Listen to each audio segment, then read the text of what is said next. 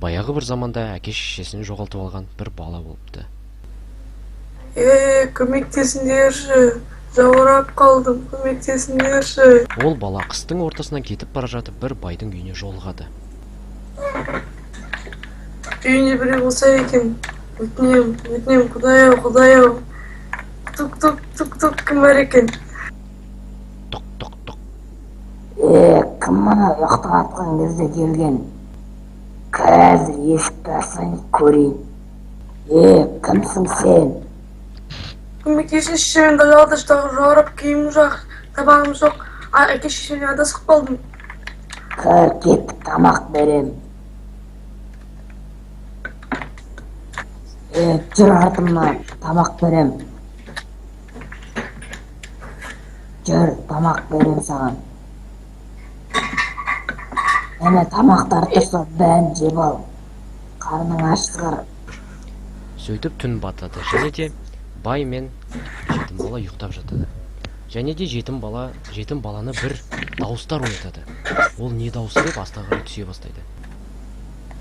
Тағы кімнің дауысы?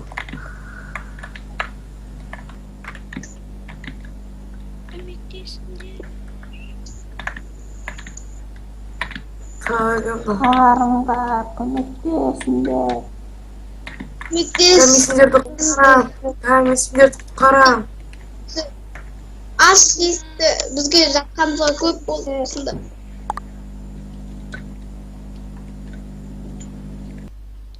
Сөйтіп таң атады.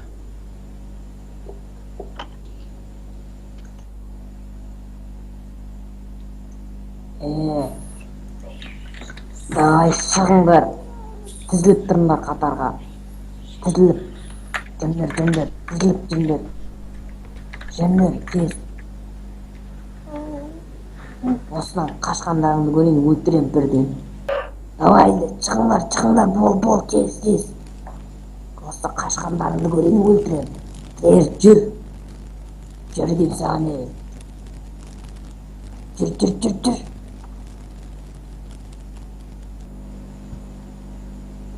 Құл сатам, Қолдарың қаншадан? бір құл 100 алтыннан. Мен таңдап алсам бола ма ішіндегісін? Әрине болады. Маған мынау ең шеткісі керек. Сен бұзық бала, шық. Мені үйіме қарай алып бар.